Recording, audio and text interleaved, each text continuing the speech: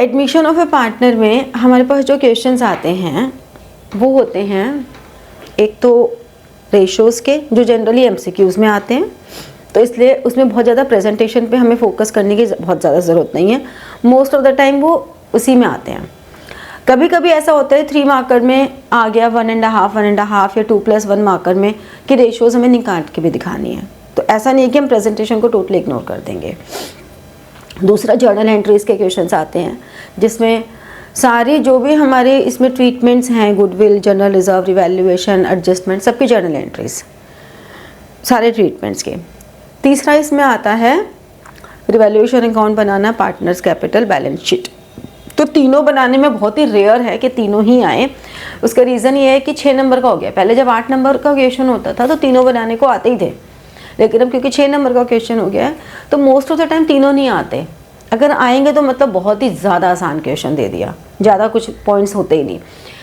Otherwise कोई ऐसे revaluation partners capital दे दिया, या सिर्फ बैलेंस शीट बनाने को दे दी, या सिर्फ पार्टनर्स कैपिटल दे दिए, तो इस तरह से क्वेश्चंस को अरेंज किया जाता है, ठीक है। और फिर एडजस्टमेंट ऑफ कैपिटल, तो ये सारे क्वेश्चंस हमारे एडमिशन में आते हैं।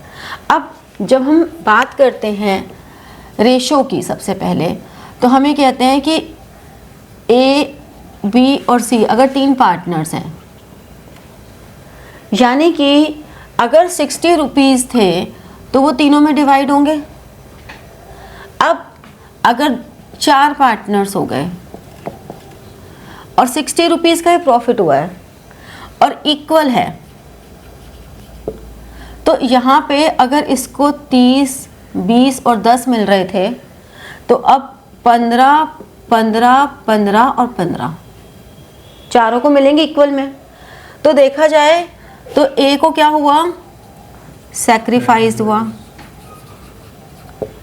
बी को क्या हुआ, सैक्रिफाइस हुआ, लेकिन सी को गेन हुआ, ठीक है। तो वैसे तो हम यही कहते हैं, बैठो मत, वैसे तो हम यही कहते हैं कि कोई भी नया पार्टनर आएगा तो पुराने पार्टनर्स को कुछ ना कुछ सैक्रिफाइस करना पड़ेगा, बट अरेंजमेंट कुछ ऐसा भी हो सकता है कि नए पार्टनर के आने से पुराने को गेन भी करना पड़ सकता है, ठीक है, ये भी सिचुएशन हो सकती है। तो एडमिशन के केस में बट जनरली हम ये मान के चलते हैं, तो हम ये कहते हैं old ratio minus new ratio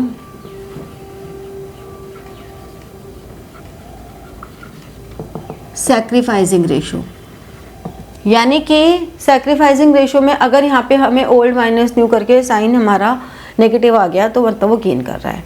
तो कभी भी साइन पे नहीं जाना कि प्लस साइन है या माइनस साइन है, नेगेटिव पॉजिटिव में मत जाओ, कॉन्सेप्ट पे जाओ।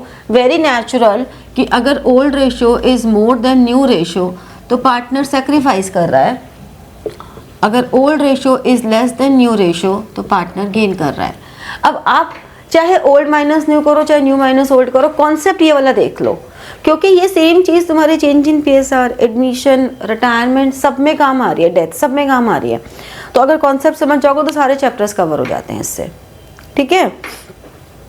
तो एडमिशन जब भी किसी पार्टनर का हो रहा है तो इससे हम रिकॉन्स्टिट्यूशन ऑफ फर्म की कैटेगरी में डालते हैं। रिकॉन्स्टिट्यूशन क्यों? क्योंकि पार्टनर्स अपना जो बिजनेस चला रहे हैं उस बिजनेस को बंद नहीं करने वाले हैं, वो बिजनेस एज इट इज़ चल रहा है, बस उसमें एक और पार्टनर आके हमें ज्वाइन कर रहा है। तो वेरी नेचुरल है कि अगर पार्टनर्स पहले से बिजनेस चला रहे हैं तो वो कुछ ना कुछ तो गुडविल भी उनकी चली रही होगी ना, कुछ ना कुछ तो रेपुटेशन होगी, और नए पार्टनर को जमे जमाए बिजनेस में एक एंट्री मिल रही है तो वो उस कुछ ना कुछ तो उनकी गुडविल का भी, उनकी रेपुटेशन का भी उसको बेनिफिट मिलेगा ही मिलेगा। तो उसके बदले में उसे कुछ कॉम्पनसेशन भी देना पड़ेगा। That compensation is called premium for goodwill, ठीक है। दूसरा, कोई भी पार्टनर एडमिट होगा तो यहाँ पे क्योंकि रिकॉन्स्टिट्यूशन हो रहा है तो 100% कॉन्सेंट इज़ रिक्वायर्ड। जितने भी पार्टनर्स हैं उन पार्टनर्स का सबका कंसेंट होना ज़रूरी है। अगर एक पार्टनर भी अड़ गया नहीं एडमिट करना तो भाई नहीं होगा वो एडमिट, ठीक है। तो इस तरह से हमें कहते हैं कि कोई भी पार्टनर को एडमिट करने के लिए 100% कंसेंट चाहिए। कोई भी पार्टनर एडमिट होगा तो सारी बुक्स रिवाइज होंगी, जो भी उस पार्टनर के एडमिट होने से पहले का प्रॉफिट है, यानी कि बिफोर रिकॉन्स्टिट्यूशन कोई भी रिजर्व्स है, फंड्स हैं, प्रॉफिट्स हैं, इवन लॉसेज हैं, वो सब डिस्ट्रीब्यूट होंगे ओल्ड पार्टनर्स में ओल्ड रेशो में। ये एक कॉमन पॉइंट है कि ओल्ड पार्टनर्स को ओल्ड रेशो में ही होंगे। चेंज इन पीएसआर कर रहे हैं तो ओल्ड रेशो में होंगे, रिटायरमेंट एंड डेथ कर रहे हैं तो ऑल पार्टनर्स में होंगे, यानी कि जो बिफोर रिकॉन्स्टिट्यूशन पार्टनर्स थे उन पार्टनर्स में जो भी रेशो थी उसमें डिवाइड होगा, फिर वट एवर द केसेस।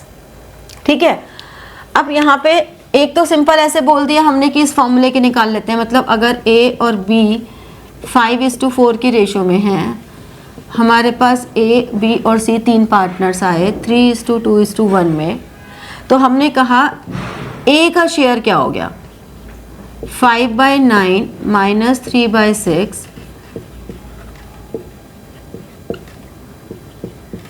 3/54, इसने सेक्रीफाइस किया। अगर हम बी की बात करें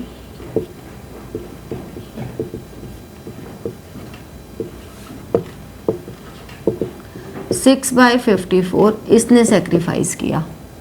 तो इसका मतलब 3:6, कभी भी 3/54 6/54 नहीं लिखोगे, आप कहोगे 3:6 1:2 हमारी सेक्रीफाइसिंग रेशो हो गई। जब भी आपको सब्जेक्टिव फॉर्म में सॉल्व करने को आएगा तो आपने उसको लोएस्ट तक रखना है सॉल्व करके, बट एमसीक्यूज में हो सकता है वो 3:6 का आंसर दे दें, 1:2 का दे दें, तो आपको दोनों तो आंसर नहीं होंगे क्योंकि दोनों का मतलब तो एक ही है, लेकिन ये हो सकता है कि 3:6 दें तो ये मत सोचना कि अरे इसका तो 1:2 आ रहा है। दूसरा, कई बार ये दोनों आंसर भी दे देते हैं तो ये मत सोचो कि बोर्ड वाले गलत हैं, आपको दोनों भी अगर दिए हुए हैं, वैसे ये बहुत ही रेयर टू रेयरेस्ट चांस है कि ऐसा होगा, बट फिर भी अगर ऐसा हो जाता है तो भी आप लोएस्ट फॉर्म वाला आंसर ही चूज़ करना 1:2। ठीक है, अब एक बात ये हो सकती है कि हमारे को एक डिफरेंस होता है, जैसे कि ए और बी 5:4 में है, सी एडमिट्स फॉर 1/4 शेयर। अगर सिर्फ इतना ही है तो हमने कहा टोटल शेयर 1 है, 1/4 यानी कि 3/4 को अब हमें ए और बी में 5:4 में डिस्ट्रीब्यूट करना है। टोटल शेयर 1 ले लिया, लेने को हम कुछ भी ले सकते हैं लेकिन 1 सबसे इजी होता है इसलिए 1 ले लेते हैं। ठीक है, तो ये आ जाएगा। अब ए का न्यू शेयर कितना हो गया, ए का न्यू शेयर हो गया 5/9 ऑफ 3/4। कभी भी ये मत करना कि 5/9 इंटू 3/4 कर दो या 3/4 इंटू 5/9 कर दो, मैथमेटिकली उस पर कोई फ़र्क नहीं पड़ने वाला, बट कॉन्सेप्चुअली हम बोल क्या रहे हैं कि 3/4 में से अब 5/9 ए का है और 4/9 बी का है, तो हमें उसी कॉन्टेक्स्ट में बात करनी होती है, उसी कॉन्टेक्स्ट में लिखना होता है। ठीक है, अगर एमसीक्यू है तब तो देखो नंबरों को कोई फ़र्क नहीं पड़ना, लेकिन सब्जेक्टिव में अगर आपने ऐसे नहीं किया तो आधा नंबर काटने की पावर है एग्जामिनर के पास, और अगर हम सही कर रहे हैं तो हमें राइट है कि हमें पूरे नंबर मिले। ठीक है, ये आ गया बीज न्यू शेयर 4/9 ऑफ 3/4, और सी का तो शेयर है ही 1/4, इसको हमने 9 से मल्टीप्लाई डिवाइड कर दिया ताकि सबका डिनोमिनेटर सेम आ जाए, तो ये हमारे पास 15:12:9, यानी कि तुम देखो ए और बी का जो रिलेशन था वो एज इट इज़ रह गया। अगर इसमें ऐसा कुछ बोल देते हैं कि सी का 1/4 शेयर आया, new ratio of A and B is 2:1, तो कुछ नहीं करना, ये जो हमारा पॉइंट है 3/4 ये एज इट इज़ रहेगा। अब हम यहाँ क्या कर देंगे 2/3 ऑफ 3/4, 1/3 ऑफ 3/4, ठीक है, फिर हमें ओल्ड रेशो नहीं भी दी हो तो हमें कोई फर्क नहीं पड़ता, क्योंकि हमें तो जो बचा हुआ शेयर है वो न्यू रेशो में डिस्ट्रीब्यूट करना है। ठीक है, अगर ये लिखते हैं कि A और B 5:4 है, C admits and takes 1/3 of A and 1/2 of B। अब हमें ये दिया हुआ है कि कितना कितना उन्होंने A और B से लिया है। अब लिखा है ऑफ, तो अब यही कर दोगे, A सैक्रिफाइसेस, A कितना सैक्रिफाइस कर रहा है, 1/3 of 5/9। अपने शेयर का 1/3 वो सैक्रिफाइस कर रहा है ना। B कितना सैक्रिफाइस कर रहा है, 1/2 ऑफ कितना, 4/9। तो C का शेयर उसने A से लिया 5/27, B से लिया 4/18, तो कितना हो जाएगा। फिर A's न्यू शेयर, अब देखो हमने C के में लिखा C शेयर, लेकिन A न्यू शेयर, लैंग्वेज में डिफरेंस देख रहे हो, एक एक वर्ड मैटर कर जाता है। A's new share is 5/9 minus 5/27। B's new share 4/9 minus 4/18। और अब अगर इसमें सैक्रिफाइसिंग रेशो की बात करें तो A और B सैक्रिफाइस किस रेशो में कर रहे हैं, 5/27:4/18।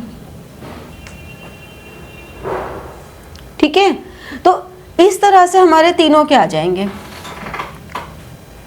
समझ में आई बात? कैलकुलेट करो फटाफट से। इसमें हमने 54 लिया, 10 + 12 22/54। इसमें 27 15 - 5 10/27। यहाँ 18 4/18। अब सैक्रिफाइसिंग रेशो जब निकाल रहे हैं तो डिनोमिनेटर न्यूमरेटर इक्वल करने के लिए इसको 2 से किया, इसको 3 से किया, तो 10:12 यानी कि 5:6 हमारी सैक्रिफाइसिंग रेशो आ गई। और न्यू रेशो की अगर हम बात करें तो न्यू रेशो में A का है 10/27, 4/18 A, B और C, और 22/54। तो इसको 3 से किया, इसको 2 से किया, 20, 12 एंड 22, ये न्यू रेशो आ गई। ठीक है, अगर इसी में तुम्हें ऐसे बोल देते, यहाँ पे चेंज कर देते थोड़ी सी language,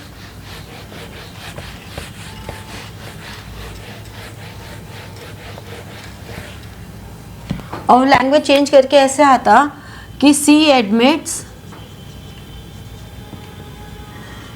for 5/16 share which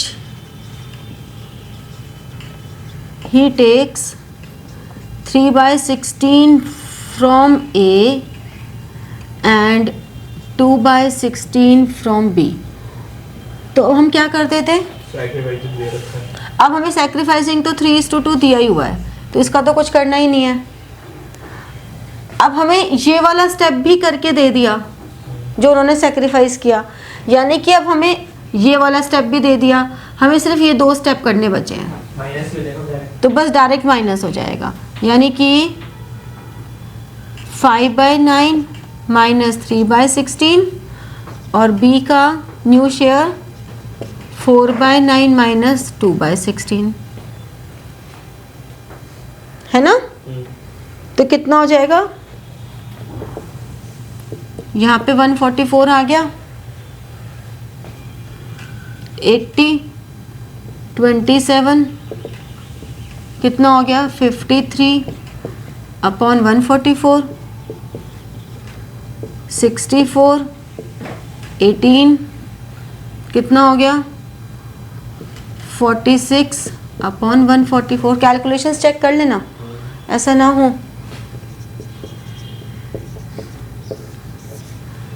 human machine नहीं हो, गलती हो सकती है ना। तो ये आ गया 53:46। अरे तीसरा भी तो है 53 अपॉन 144, 46 अपॉन 44 और 5 अपॉन 16, तो 53, 46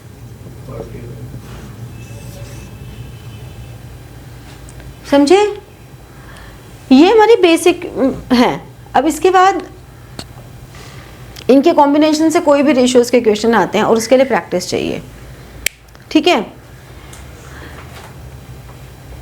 अभी भी ये अगर लगता है कि हमारा कोई चैप्टर वीक है तो उसको उठा के करने में कोई बुराई नहीं है, उसे उठा के करना चाहिए। लेकिन अगर ये सिचुएशन आती है कि हमें नहीं याद आ रहा कुछ भी, ऐसी सिचुएशन अगर आती है तो देखो, वैसे तो हम ये कहते हैं कि there is no shortcut of success, right. But पढ़ाई का एक शॉर्टकट ले सकते हैं मार्क्स लाने के लिए, ठीक है। उससे आपको हो सकता है बहुत ज़्यादा नॉलेज ना मिले, लेकिन एटलीस्ट अभी का जो क्राइसिस मैनेजमेंट है वो तो मैनेज हो जाएगा, तो हम सक्सेसफुल तो हो ही जाएंगे एटलीस्ट अपने बोर्ड एग्जाम्स में। और एक बार वहाँ आ जाएंगे तो आपको ये समझ में आ जाएगा कि चलो हमने 1 महीना पहले भी पढ़ाई शुरू की तो हम इतना स्कोर कर गए, मतलब हमारे अंदर कैपेबिलिटी तो है। तो अब स्मार्ट स्टडी करने का टाइम आ गया। स्मार्ट स्टडी के लिए बिल्कुल ये मत सोचो कि रोज़ मैं एक चैप्टर रिवाइज करूं, उससे नहीं होगा। और एक बार एकम्प्लिशमेंट की फीलिंग अगर नहीं आएगी तो आपको आगे करने का मोटिवेशन भी नहीं आएगा। तो सेंस ऑफ एकम्प्लिशमेंट आना बड़ा ज़रूरी है, ठीक है। पेपर सॉल्व करने, ये समझ लो 10 स्पीड टेस्ट पेपर्स हैं और एक आपके पास करंट ईयर का सैम्पल क्वेश्चन पेपर है, एक आपके पास प्रीवियस ईयर का सैम्पल क्वेश्चन पेपर है, प्रीवियस ईयर के 2 प्रैक्टिस पेपर्स हैं और प्रीवियस ईयर का बोर्ड एग्ज़ाम पेपर है। अपने स्कूल के प्री बोर्ड के पेपर हैं। बेसिकली अगर देखा जाए तो 10 speed test plus 16 paper, total 16 paper हैं। अगर तुम ये मान के चल लो कि हमें ये 16 पेपर पूरे लिख लिख के भी नहीं करते हो, क्योंकि हर सब्जेक्ट के 16 पेपर का मतलब हो गया कितना हुआ, बहुत ज़्यादा कितना हो गए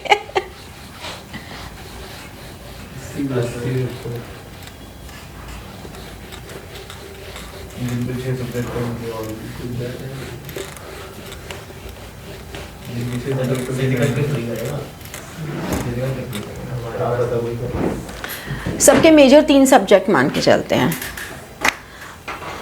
अगर तुम्हारे पास 10 स्पीड टेस्ट पेपर हैं, sample question paper, practice paper, board paper, pre board का पेपर, अगर तुम्हारे पास 16 पेपर्स हैं, 3 सब्जेक्ट लेके चलें तो 48 पेपर्स हैं। 48 पेपर्स हैं। अगर आज के हिसाब से हम 15 तारीख से माने कि बोर्ड चल रहे हैं, क्योंकि जिनका पहला एंटरप्रेन्योरशिप है उसके लिए तो मान के चलो 10 तारीख तक का ही टाइम है, लेकिन जिनके पास एंटरप्रेन्योरशिप नहीं है उनके लिए मान लो कि 15 तक का टाइम है, उसके बाद तो अपने उसी सब्जेक्ट पे कंसंट्रेट करोगे। तो कायदे से देखा जाए तो सिर्फ 25 दिन है। तो ऑन एन एवरेज आपके पास अगर 2 पेपर किसी और सब्जेक्ट के भी ले लो, कि चलो इंग्लिश भी कर लेते हैं, 2 पेपर इंग्लिश के भी कर लें, तो तुम्हारे पास 2 पेपर्स पर डे हैं। बहुत टाइम है, बहुत ज़्यादा टाइम है। 2 पेपर्स पर डे करना कोई बहुत बड़ी बात नहीं है, ठीक है। आपने एक पेपर उठाया, उस पेपर को पूरा सॉल्व किया, वर्स्ट सिनेरियो नहीं आया, ऐसा तो नहीं होगा कि बिल्कुल नहीं आएगा, आएगा ही ना, 50% आ जाएगा। अगर बहुत ही वर्स्ट लेंगे तो 50% पेपर आ जाएगा। बात सिर्फ इतनी सी है कि उस पेपर को सॉल्व करो, जो नहीं आया उसके लिए बैठे बैठे टाइम मत खराब करो। जितना आता है 1 घंटे में, 1.5 घंटे में, 2 घंटे में उतना सॉल्व करो। जो नहीं आया उसके लिए बुक की हेल्प लो, फिर सॉल्व करो। अपने पास उसी पेपर पे ऊपर डेट लिख लो कि मैंने आज की डेट में एक बार कर लिया, ठीक है। ऐसे करके आपने 2 पेपर किए, वो जो नहीं आता था उतना पोर्शन आपने लिया। अगर ये समझ में नहीं आ रहा कि किस चैप्टर का है तो टीचर्स तुम्हारे पास हेल्प के लिए हैं, ठीक है, मैं तुम्हारे पास हेल्प के लिए हुई। तो यहाँ से पूरा लेकर उन टॉपिक्स को किया, फिर अगले दिन दूसरा पेपर किया, तीसरा पेपर किया। आपके रोज वो टॉपिक जो उसके उसमें नहीं आ रहे आपके होते जा रहे हैं। 3 दिन का गैप दो, सिर्फ 3 दिन का, इससे ज़्यादा का मत देना। 3 दिन का गैप दो और फिर सेम पेपर को अब दोबारा करो। ये तो पक्की बात है ना, अगर पहली बार में वो 50% आएगा तो दूसरी बार में 70% आ जाएगा, फिर 30% फिर नहीं आएगा, फिर उसे रिवाइज करो, फिर लिख लो, फिर 3 दिन बाद दोबारा कर लो, अब 90% तो आ जाएगा। मतलब ये साइकिल तब तक चलाओ हर 2 दिन या 3 दिन बाद जब तक कि वो 100% पे ना आ जाए। ये मत सोचो कि अब तो मुझे रट गया है, कोई बात नहीं, रटने दो। वो रटा नहीं होता है, वो तुम्हें लगता है कि रट गया है, बेसिकली तुम्हें समझ में आने लग जाता है। और हर बार तुम्हें कुछ हिट करेगा, हर बार तुम्हें एक चीज़ हिट करेगी, अरे अच्छा इसको तो ऐसे कर सकते थे, अच्छा इसको तो ऐसे कर सकते थे। लेट इट बी लर्न, तुम्हें लर्न हो जाएगा, कोई दिक्कत नहीं है। बट प्रॉब्लम आती है जब आप एक एक चैप्टर करने बैठते हो तो you feel very confident, but problem यह है कि जो पहले दिन चैप्टर किया आखिरी दिन तक आते आते वो पहला चैप्टर फिर भूल जाते हो और फिर आपको लगता है मुझे तो कुछ नहीं आता, मैं इतने दिन से पढ़ रहा हूँ, मुझे तो कुछ नहीं आता। तो वो फीलिंग आपको डीमोटिवेट करती है। बट जैसे ही आप देखोगे अरे मेरे इसमें 50 आए थे, इस बार 70 आ गए, यू फील मोटिवेटेड, आपको और करने का मन करेगा, और करने का मन करेगा, बार बार करने का मन करेगा। तो हमें इस समय वो स्टेप्स लेने हैं जो हमें बार बार करने को मन करे। थोड़ा सा तो सेक्रीफाइस करना पड़ेगा, अपनी नींद को, अपने कंफर्ट जोन से तो बाहर आना ही पड़ेगा। लेकिन अगर अभी कुछ दिन के लिए कंफर्ट जोन से बाहर आ जाओ तो क्या ही बुराई है ना। तो बस उतनी सी चीज़ करनी है, राइट। चलो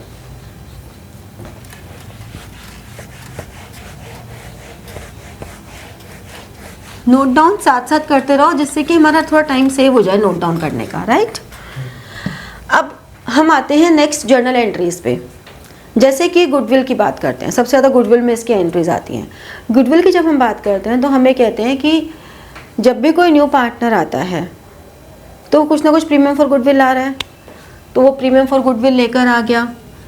कैश या बैंक दोनों कभी नहीं लिखने, कोई एक लिखना है।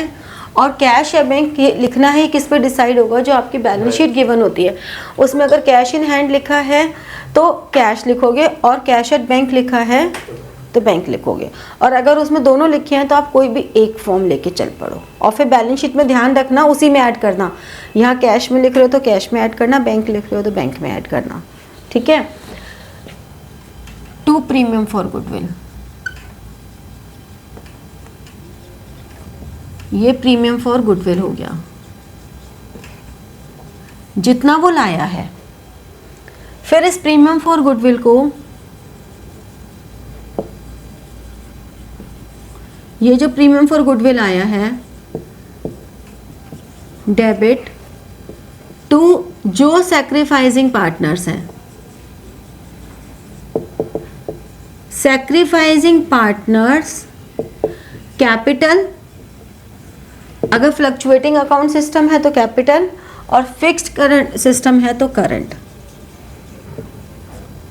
ये हम डाल देंगे सैक्रिफाइसिंग रेशो में, ठीक है। अगर यहाँ पे कोई पार्टनर गेन कर रहा है तो पूरी फर्म की गुडविल निकाल के जितने से वो गेन कर रहा है उतने से उसे डेबिट कर देंगे। प्रीमियम फॉर गुडविल का परसेंटेज नहीं लेंगे हम, प्रीमियम फॉर गुडविल के बेसिस पर। यानी कि अगर मान लो प्रीमियम फॉर गुडविल इसका 40,000 है और जो पार्टनर आया है सी वो 1/4 शेयर के लिए आया है, तो फर्म की गुडविल कितनी हो गई 40 × 4 160, ठीक है। तो 160 में से जो पार्टनर गेन कर रहा है उसका शेयर आ जाएगा। अब अगर ये लिखा है कि जो पार्टनर्स हैं इनको जितना share of premium for goodwill मिला ये विड्रॉ कर रहे हैं, तो बेसिकली ड्राइंग सी तो हो गई ना एक तरह की। तो जितना विड्रॉ कर रहे हैं, पूरा कर रहे हैं, आधा कर रहे हैं, जितना कर रहे हैं पार्टनर्स, अगर कैपिटल लिखा था तो कैपिटल, अगर करंट लिखा था तो करंट, अगर उन्होंने आधी करी तो बची हुई कहाँ पे जाएगी? कहीं नहीं जाएगी, कैश में प्लस हो तो चुकी है, बच्चे को कुछ करना ही नहीं है, वही पैसा तो आ गया, अब वो विड्रॉ कर रहे हैं।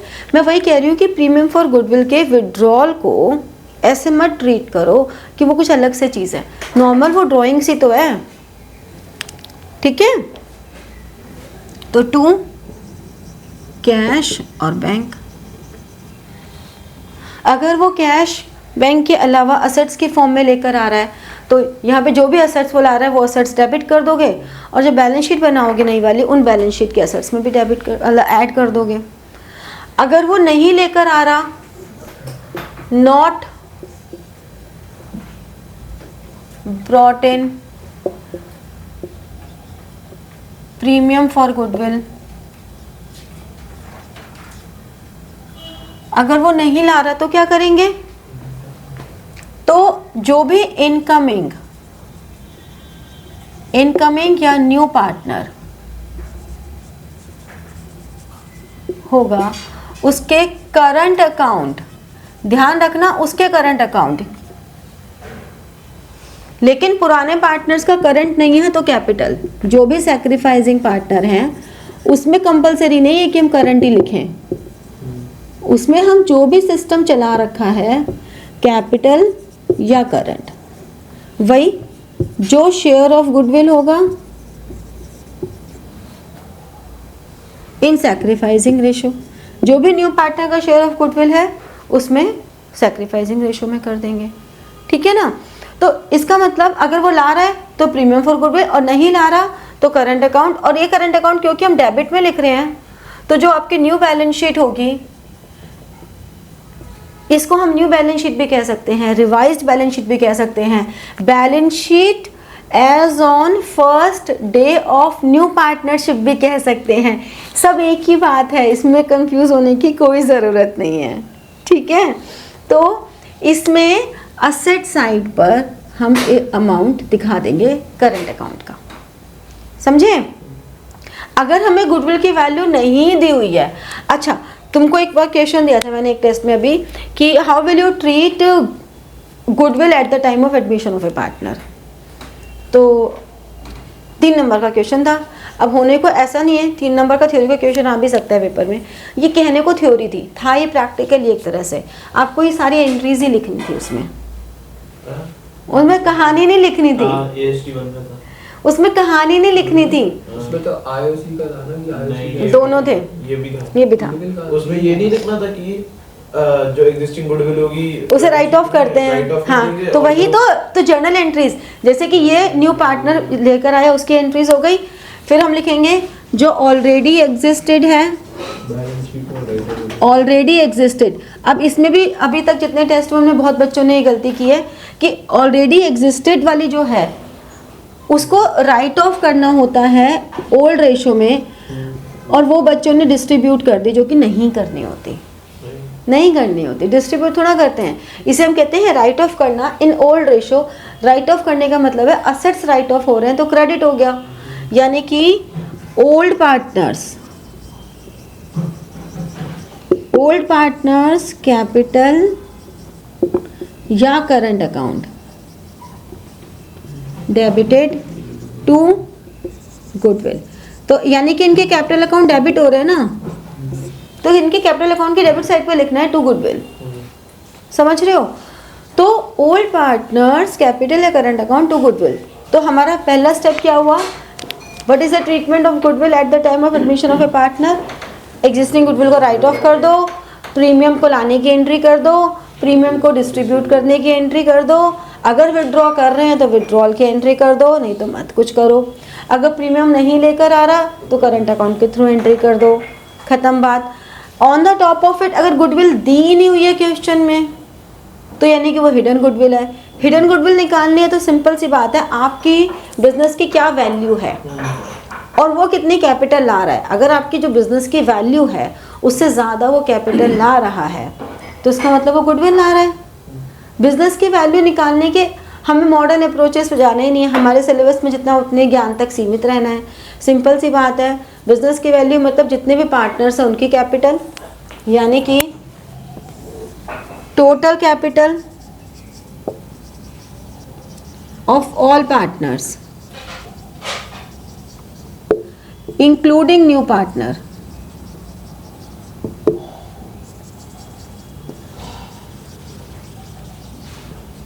और टोटल कैपिटल में भी एडजस्टेड कैपिटल, एडजस्टेड मतलब उसमें जर्नल रिजर्व हो गया, एडवर्टाइजमेंट सस्पेंस हो गया, कोई भी फंड हो गया, रिवैल्यूएशन का प्रॉफिट हो गया, सब कुछ डालने के बाद जो उनकी एडजस्टेड गुडविल है वो आएगी।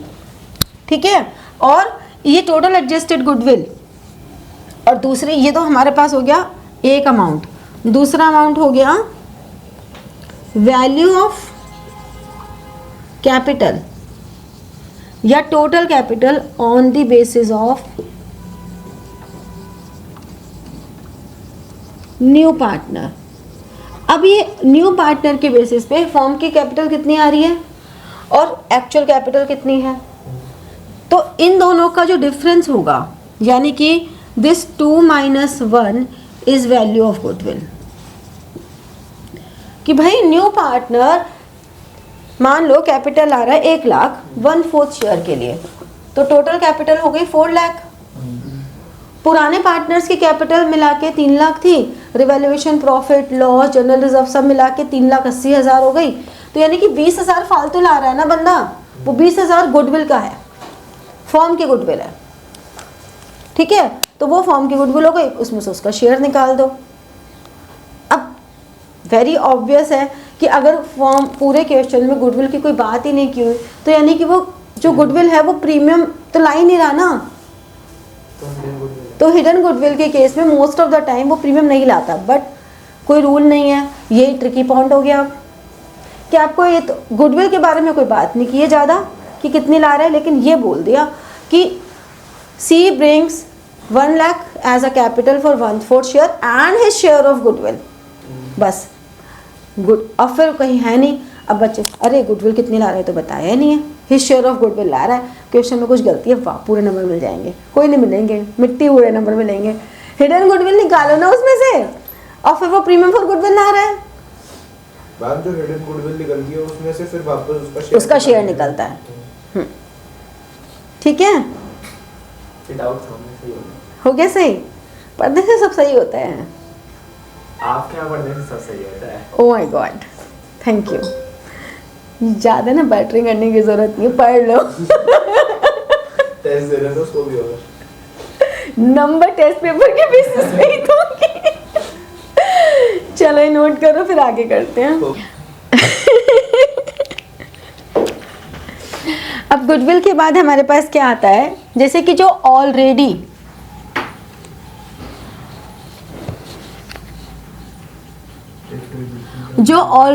एग्जिस्टेड है। जब भी आपसे बोला जाए ऑलरेडी एग्जिस्टेड मतलब जो बैलेंस शीट में गिवन है, तो बैलेंस शीट में जनरल रिजर्व है वो डेबिट कर देंगे। ठीक है, क्योंकि अब हमें पार्टनर्स में डिस्ट्रीब्यूट करने हैं सारे जो भी हमारे एक्यूमुलेटेड प्रॉफिट्स या लॉसेस हैं, तो जनरल रिजर्व हो गया, प्रॉफिट एंड लॉस अकाउंट हो गया, कौन सा जिसका क्रेडिट बैलेंस है यानी कि जो लायबिलिटी साइड पे शो हो रहा है, या कोई भी फंड हो गया, workman compensation fund, investment fluctuation fund, कोई भी फंड हो गया। EPF is the only fund which is never distributed, ध्यान रखना। EPF एम्प्लॉयज प्रोविडेंट फंड कभी डिस्ट्रीब्यूट नहीं होता। ठीक है, ये हो गया। 2 ओल्ड पार्टनर्स कैपिटल या करंट अकाउंट, ओल्ड रेशो में। हाँ, हम जैसे कि अगर इन्वेस्टमेंट मतलब 12,000 से डिक्रीज हो रही है और इन्वेस्टमेंट फ्लक्चुएशन, हाँ वो मैं भी बता रही हूँ, वो बता रही हूँ मैं अभी, ये बता रही हूँ। ऐसे ही अगर ये तो हमारे सारे लायबिलिटी साइड करोगे, जो हमारी असेट साइड पर होती हैं वैल्यूज, असेट साइड वाली वैल्यूज, उसमें ओल्ड पार्टनर्स कैपिटल या current account debited, to profit and loss account, debit balance, advertisement, suspense account, या कोई भी अगर आपको टर्म लिखी है डेफर्ड रेवेन्यू एक्सपेंडिचर, ये सब के सब ओल्ड रेशो में डिस्ट्रीब्यूट हो जाएंगे ऑल पार्टनर्स को। अब बात यह आती है कि जो ये फंड है इसको कैसे करेंगे। हमेशा ध्यान रखो जो भी हमने फंड बनाया है वो जितना यूटिलाइज हो रहा है उतना यूटिलाइज कर देंगे और बचा हुआ पार्टनर्स में डिस्ट्रीब्यूट कर देंगे। अगर हमें फंड कम पड़ रहा है तो हम रिवैल्यूएशन अकाउंट को यूज़ करेंगे। रिवैल्यूएशन अकाउंट का मतलब हुआ profit and loss adjustment account, एक ही बात होती है। इस अकाउंट का पर्पस क्या होता है, टू फाइंड आउट प्रॉफिट और loss during reconstitution of firm on account of reassessment of liabilities and revaluation of assets. ध्यान रखना, असेट्स के साथ रीवैल्यूएशन की टर्म आती है एंड लायबिलिटीज के साथ रीअसेसमेंट की टर्म आती है। ठीक है, तो ये मिला के इन सब से हमारा जो भी प्रॉफिट एंड लॉस होगा वो revaluation account profit and loss adjustment account में आएगा एंड दैट प्रॉफिट और loss is distributed among partners. अब हम पहले फंड की बात करते हैं, फिर रिवैल्यूएशन अकाउंट की बात करेंगे ज़्यादा। जैसे कि तुम्हारे पास workman compensation fund liability side पे मेंशन है 10,000 का। हमारे पास ए और बी दो पार्टनर्स हैं 3:2 की रेशो में। अगर हमें नथिंग इज मेंशन्ड, कुछ मेंशन्ड ही नहीं है, तो simple workman compensation fund 2A 2B 10,000 को 3:2 में डिस्ट्रीब्यूट कर दिया 6 और 4। लेकिन अगर हमें बोला कि वर्कमैन कॉम्पनसेशन लायबिलिटी ₹6,000 है, तो यानी कि 6,000 का फंड हमारा यूटिलाइज हो रहा है, तो हम कहेंगे workman compensation fund debit 10 liability 6 और बचा हुआ ए और बी में डिस्ट्रीब्यूट कर देंगे। ये आ गया। जो बैलेंस शीट बनाएंगे रिवाइज्ड बैलेंस शीट, उस रिवाइज्ड बैलेंस शीट में लायबिलिटी साइड पे वर्कमैन कॉम्पनसेशन फंड नहीं लिखेंगे, वर्कमैन कॉम्पनसेशन लायबिलिटी लिख देंगे 6,000 की। ठीक है, समझ में आ गया। अगर ऐसा कुछ होता कि वर्कमैन कॉम्पनसेशन लायबिलिटी हमारी 12,000 है, तो अब क्या हुआ, ज़्यादा है, तो हमारे पास फंड तो कम पड़ गया, फंड तो 10,000 का ही था, तो हम रिवैल्यूएशन 2,000 और 2 वर्कमैन कॉम्पनसेशन लायबिलिटी 12,000। तो ये हमारे पास बैलेंस शीट की लायबिलिटी साइड पर आ जाएगा और ये रिवैल्यूएशन लॉस हो जाएगा जो कि पार्टनर्स में डिस्ट्रीब्यूट हो जाना है फिर। ठीक है, अब हम बात करते हैं नेक्स्ट, इन्वेस्टमेंट फ्लक्चुएशन फंड। वो हमारे पास है ₹40,000, ये लायबिलिटी साइड पर है, और असेट साइड पर इन्वेस्टमेंट की वैल्यू है 1,00,000। ठीक है, अब अगर वही फर्स्ट केस नथिंग मेंशन्ड,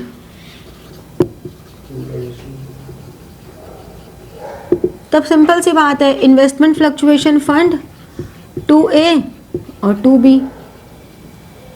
ठीक है ना, ये 40,000 है तो ये 24,000 और ये 16,000 डिस्ट्रीब्यूट कर दिया हमने पार्टनर्स में फंड।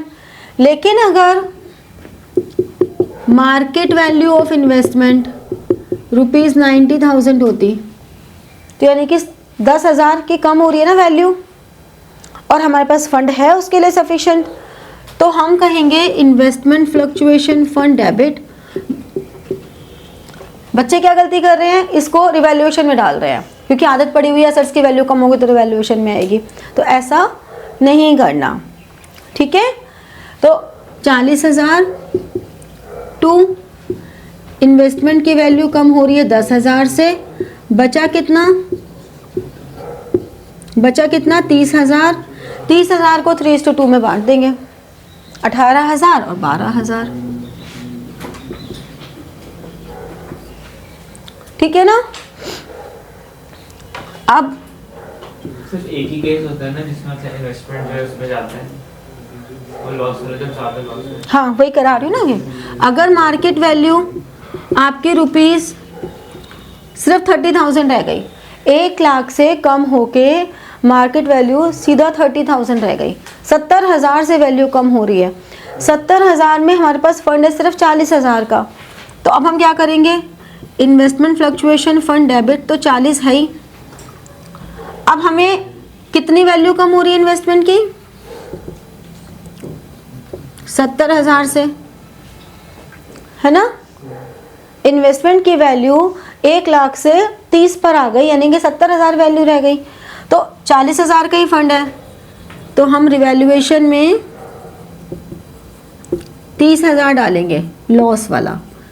मार्केट वैल्यू से कंफ्यूज मत करना इसे, इसको चेंज कर लो, चाहे मार्केट वैल्यू मान लो 40,000 है, तो ये कितनी आ गई 60,000, तो ये कितना हो गया 20,000, ऐसे ले लो, वरना फिर ये दिमाग में आ जाएगा कुछ और, ठीक है।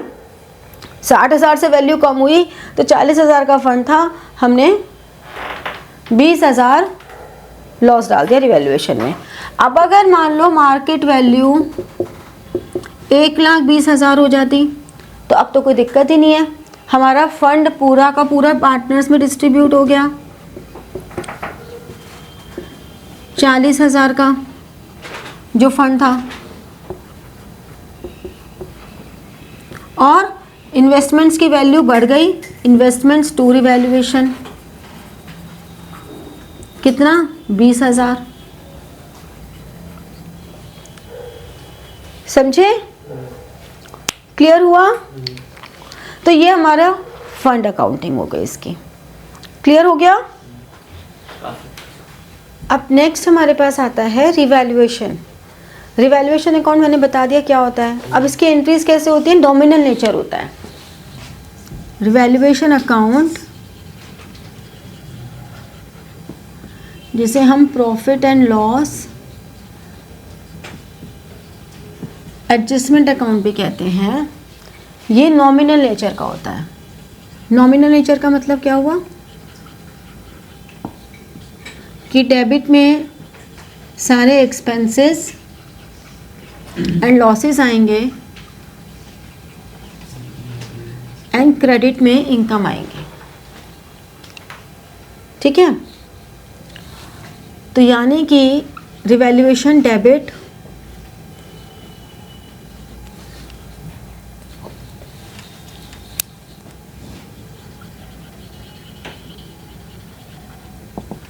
रिवैल्यूएशन अकाउंट डेबिट कब होगा, जब भी किसी असेट की वैल्यू डिक्रीज होगी, जब भी किसी लायबिलिटी की वैल्यू इंक्रीज होगी, हम कोई प्रोविज़न बनाएंगे या कोई अनरिकॉर्डेड लायबिलिटी होगी। ये सब रीजंस होंगे जिनसे रिवैल्यूएशन डेबिट होगा। और अगर increase in value of asset हो रहा है तो डेबिट होता है, डिक्रीज इन लायबिलिटीज डेबिट होता है, अनरिकॉर्डेड असेट डेबिट होते हैं टू रिवैल्यूएशन।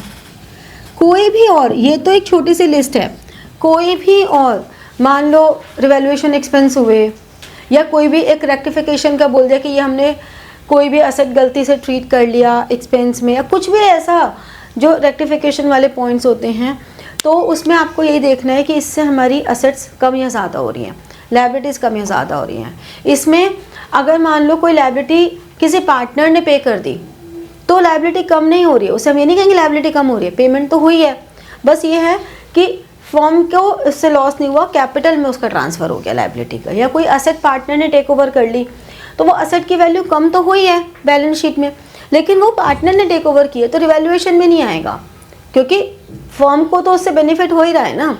तो अगर वो किसी पार्टनर ने बुक वैल्यू से कम पे की है, ज़्यादा पे की है, तो जितना कम या ज़्यादा पे की है वो प्रॉफिट या लॉस रिवैल्यूएशन में आएगा। फॉर एग्जांपल कोई इन्वेस्टमेंट्स हैं 10,000 की, किसी पार्टनर ने वो टेक ओवर कर ली 11,000 पे, तो 1,000 रुपये का प्रॉफिट रिवैल्यूएशन में आएगा। अगर कोई लायबिलिटी है, लायबिलिटी में कोई क्रेडिटर्स हैं, उनको पेमेंट पार्टनर्स ने की, कम ज़्यादा पे किया, तो उसका प्रॉफिट या लॉस आएगा। ठीक है, तो इस तरह से रिवैल्यूएशन की एंट्रीज आके जो भी प्रॉफिट या लॉस होगा, जब भी जर्नल एंट्रीज करनी हो तो पहले से ही मार्क कर लो पेंसिल से, डी सी लिख लो, ज़्यादा लिखना अलाउड होता है लेकिन इतना मार्क कर लो सिर्फ, और मार्क करके फिर आप एंट्रीज एक साथ करो, अलग अलग एंट्रीज मत करो। जहाँ भी रिवैल्यूएशन डेबिट हो रहा है वो एक एंट्री करो, जहाँ रिवैल्यूएशन क्रेडिट हो रहा है वहाँ एक एंट्री करो। अगर इसकी डेबिट साइड ज़्यादा है क्रेडिट साइड से तो लॉस होगा, और अगर डेबिट साइड कम है क्रेडिट साइड से तो प्रॉफिट होगा। प्रॉफिट या लॉस जो भी होगा वो पार्टनर्स में, कौन से, ओल्ड पार्टनर्स में, जो भी उनकी प्रॉफिट शेयरिंग रेशियो होगी उसमें डिस्ट्रीब्यूट हो जाएगा। ठीक है, फिर नेक्स्ट हमारे पास आता है पार्टनर्स कैपिटल अकाउंट। अगर सिर्फ पार्टनर्स कैपिटल अकाउंट बना रहे हैं तो उसमें क्या क्या आएगा, बैलेंस बीडी, अगर कोई जनरल रिजर्व है, कोई P&L है, रिवैल्यूएशन अकाउंट, अगर प्रॉफिट है, ये सब ओल्ड पार्टनर्स को मिल रहा है। प्रीमियम फॉर गुडविल है, ठीक है, ये सब। अगर कोई भी फंड मिल रहा है तो वो सब यहाँ आ जाएगा। यहाँ पे क्या क्या आएगा, जो गुडविल है बैलेंस शीट वाली, ये सब बैलेंस शीट वाला है। ठीक है, अगर तुम्हें ये बोला है, एक और पॉइंट मुझे याद आया कि अगर ये बोला गया कि जनरल रिजर्व का 20% तो हम प्रोविजन फॉर डाउटफुल डेब्ट्स में डाल दें हैं, बचा तो बस इतना लिखा है और कुछ नहीं लिखा, तो मान लो जनरल रिजर्व 10,000 का था तो 2,000 तो हमने प्रोविजन फॉर डाउटफुल डेब्ट्स में चला गया, बचा हुआ जो 8,000 है वो पार्टनर्स में डिस्ट्रीब्यूट हो जाएगा। ऐसा नहीं हुआ है कि हमारी लायबिलिटी कुछ कम हो गई है, हमारा सिर्फ उसका डिवीजन हो गया है। तो जो प्रोविजन फॉर डाउटफुल डेब्ट जितना भी पहले से दे रखा हो या नहीं दे रखा हो वो डेटर्स में से माइनस हो जाएगा, तो रिवैल्यूएशन में नहीं जाएगा। पर जब जनरल रिजर्व अगर इसी साल बना है रिवैल्यूएशन में थोड़ी आएगा, मतलब वो पार्टनर्स में थोड़ी बढ़ेगा अगर इसी साल। हाँ, इसी साल बना वो तो बात ही लगे ना, वो तो बना ही नहीं रहा रिकॉन्स्टिट्यूशन के समय। ठीक है, लेकिन फिर वो जो प्रोविजन फॉर डाउटफुल डेब्ट्स है 2,000 वो रिवैल्यूएशन में नहीं आएगा, क्योंकि वो तो हम रिजर्व को ही प्रोविजन में ट्रांसफर कर रहे हैं ना, इसलिए कुछ बड़ा या कुछ कम नहीं हो रहा है। तो बैलेंस शीट में जाएगा फिर? बैलेंस शीट में तो डेटर्स में से माइनस होगा। ठीक है, नहीं, तो जनरल रिजर्व क्यों जाएगा, जनरल रिजर्व तो डिस्ट्रीब्यूट हो रहा है ना पार्टनर्स में। अगर इसी साल बना तो इसी साल बनाने की बात ही नहीं कर रहे हम, एग्जिस्टिंग बच्चे, एग्जिस्टिंग जो बैलेंस शीट की मैं उसकी बात कर रही हूँ। इसी साल हम नया तो बाद में बनाएंगे ना, अभी तो हम रिकॉन्स्टिट्यूशन पढ़ रहे हैं कि जब कोई पार्टनर एडमिट हो रहा है, अभी तो हम बनाने की बात ही नहीं कर रहे हैं। यहाँ पे गुडविल, एडवर्टाइजमेंट सस्पेंस जो कि बैलेंस शीट में दिया हुआ था, P&L अकाउंट जो कि असेट साइड पर थी, ये लायबिलिटी साइड पर था। ठीक है, अगर प्रीमियम फॉर गुडविल या कोई भी तरह का विड्रॉल हुआ है तो वो यहाँ आ जाएगा। अगर रिवैल्यूएशन लॉस हुआ है तो वो यहाँ आ जाएगा, और फिर बैलेंस CD। और ये सब ओल्ड पार्टनर्स को ही मिल रहा है, सब का सब। ठीक है, अगर तुम्हें क्वेश्चन में करंट दिया हुआ है तो कैपिटल में सिर्फ बैलेंस बीडी आता है, एडिशनल कैपिटल आती है और विड्रॉल ड्राइंग्स अगेंस्ट कैपिटल आता है, ध्यान रखना। बाकी जितनी भी आइटम्स हैं ये सारी ये सब की सब करंट में चली जाती हैं। बट अगर आपको क्वेश्चन में मेंशन हो करंट अकाउंट के बैलेंसेस तो अदरवाइज हम कैपिटल में ही करते हैं। ठीक है, ये कैपिटल अकाउंट हो गया। बैलेंस शीट रिवाइज्ड वैल्यू के साथ बनती है, जो रिवाइज्ड वैल्यूज हैं उनके साथ बैलेंस शीट बनती है। ठीक है, इसके बाद आता है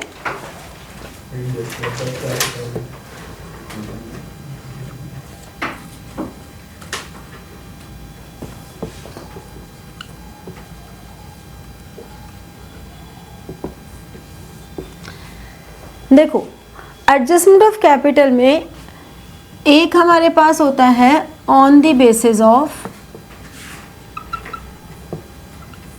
न्यू पार्टनर। मतलब अगर हमारे पास ए और बी दो पार्टनर्स हैं 3:2 की रेशो में, सी आया फॉर 1/4 शेयर और वो लेकर आया 1 लाख की कैपिटल। अब उसके बेसिस पे फर्म की कैपिटल कितनी हो गई?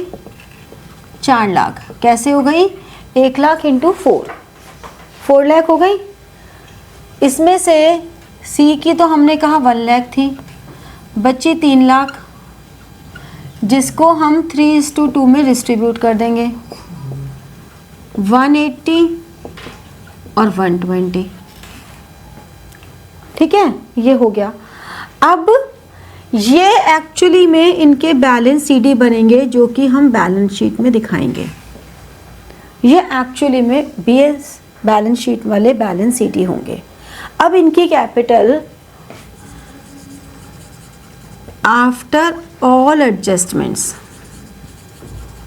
जितनी भी एडजस्टमेंट हमारी थी, चाहे रिवैल्यूएशन की थी, प्रीमियम फॉर गुडविल की थी, जितनी भी एडजस्टमेंट्स थी, उनके बाद इनकी जो भी कैपिटल आई, मान लो ए की कैपिटल थी वो 2 लाख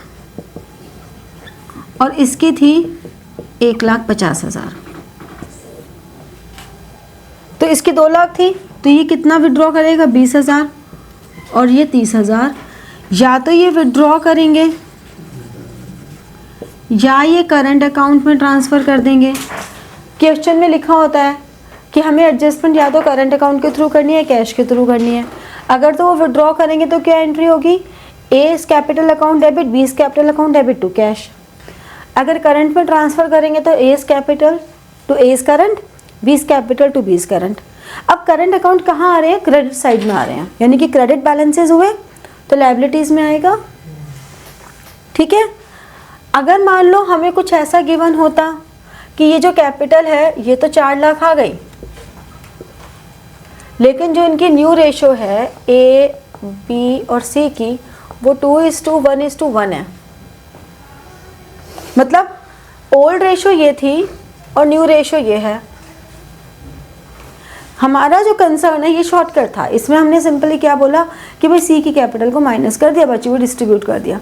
हमने न्यू रेशो निकालने की मेहनत ही नहीं की। लेकिन अगर हमें न्यू रेशो ऑलरेडी गिवन है तो हमारे लिए और आसान काम है, ये 4 लाख आया, इसको 2:1:1 में डिस्ट्रीब्यूट कर दो। अब इसकी 2 लाख, इसकी 1 लाख, इसकी 1 लाख। ठीक है, इसकी 2 लाख, ए की 2 लाख, बी की 1 लाख, सी की 1 लाख। तो उसके अकॉर्डिंगली कर दो कि इसकी 2 लाख है और इसकी आई भी 2 लाख, यानी कि ना तो ये विड्रॉ करेगा ना कुछ करेगा। इसकी 1 लाख है, आफ्टर एडजस्टमेंट्स आई 150, तो ये पूरी 50 विड्रॉ कर लेगा। तो पार्टनर्स के अंदर कौन सी साइड पे आता है वो?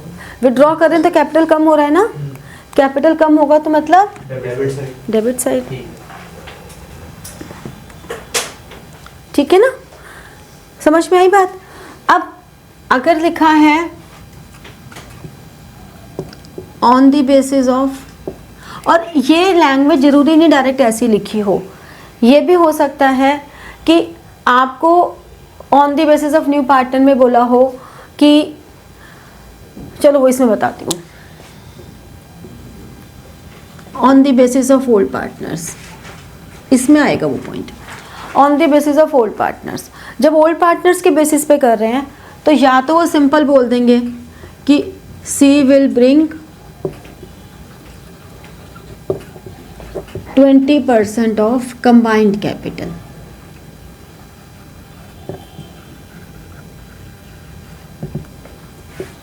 ऑफ ए एंड बी, मतलब वो 20% of combined capital of A and B है। तो इसका मतलब ये जो ए की रेशो है सी 1/4 ला रहा है, तो उसकी रेशो चाहे 1/4 है लेकिन वो कंबाइंड कैपिटल, कंबाइंड मतलब ए की कैपिटल कितनी थी after all adjustments 2 lakh, B की कितनी थी 1.5, तो ये हो गई 350, इसका 20%, इतनी कैपिटल वो ला रहा है, सिंपल। लेकिन अगर ये लिखा है सी विल ब्रिंग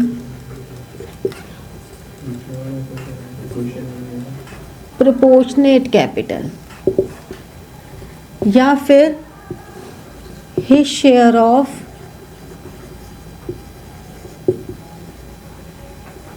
नेट एसेट्स,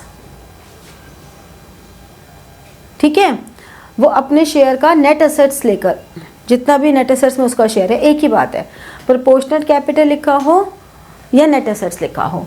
हमने कहा सी का शेयर 1/4 है, तो ए प्लस बी का कितना हो गया 3/4, तो यानी कि जो 3,50,000 कैपिटल है वो 3/4 के इक्वल है। तो फॉर्म की कैपिटल कितनी हो गई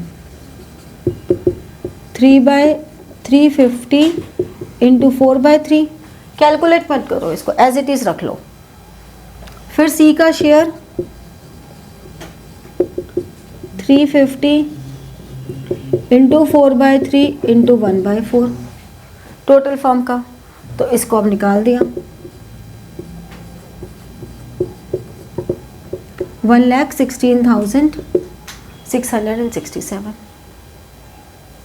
ठीक है, ये सी की कैपिटल आ गई।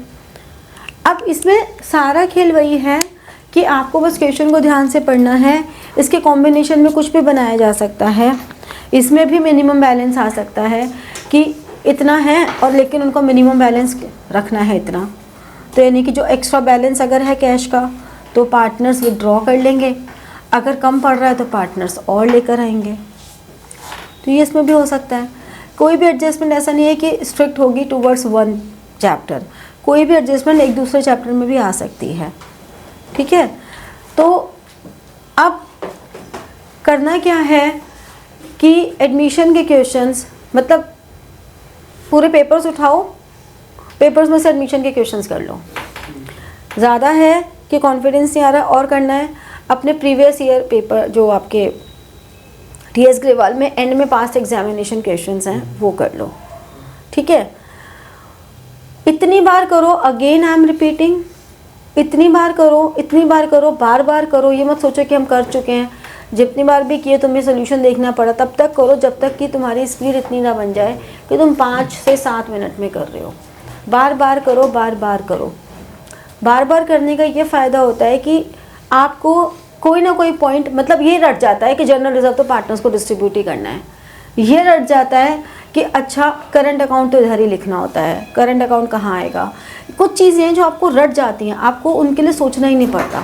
जैसे आप लोगों ने पूरा 11th में 12th 2 साल अकाउंट्स करते करते हो गए, अब आपको ऑटोमेटिकली डेबिट क्रेडिट लिखा ही जाता है ना, अब इसमें ज़्यादा सोचना नहीं पड़ता।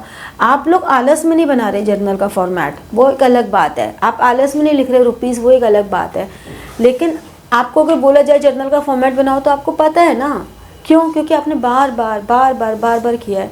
इवन आप लोगों ने जब बचपन में कभी अल्फ़ाबेट सीखे होंगे तब शायद सोचना पड़ा होगा, लेकिन आज सोचते थोड़ा हो कि ए कैसे लिखना है, बी कैसे लिखना है, क्योंकि आपने इतनी बार लिखा है। तो बात वही है, more you practice more you learn, तो जितनी प्रैक्टिस करोगे उतना लर्न हो जाएगा। ये मत सोचो कि ये तो क्वेश्चन हम कर चुके हैं, अरे कर चुके तो क्या हुआ, दोबारा कर लो, बार बार करो, बस बार बार करने का ही सबसे ज़्यादा बेनिफिट है, ठीक है। चलो एक चीज़ और पूछनी थी। तो like share and press the bell button for getting your notifications and comment. ठीक है? Thank you.